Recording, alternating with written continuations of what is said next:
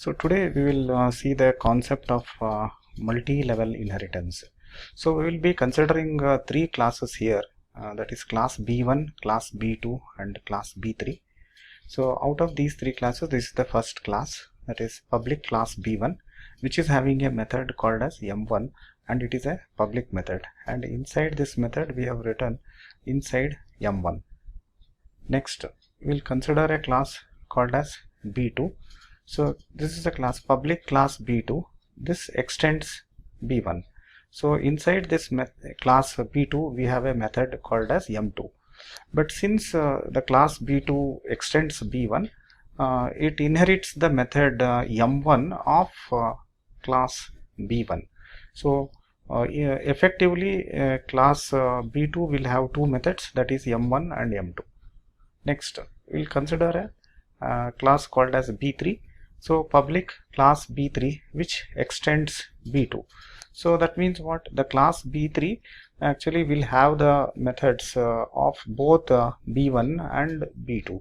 So class B3 is actually having a method called as M3, and it inherits the class M1 and M2 from B1 and B2. So this is called as multi-level inheritance. So let us look at a class called as multi-level inheritance. Public class multi-level inheritance. We have a main method here, and we have created the objects of all the three classes B1, B2, B3. That is B1 is equal to new of B1, which creates an object of B1. Similarly, this line creates an object of class B2. This line creates an object of class B3. Next, we are invoking a method M1 from the B1 object. So B1 dot M1. Next, B2 is an object of class B. So in B2 both M1 and M2 methods are available.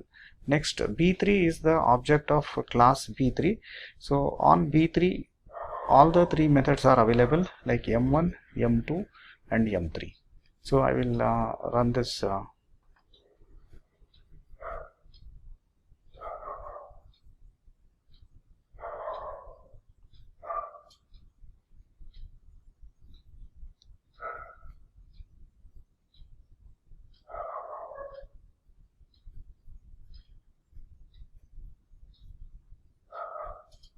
so let us look at the display.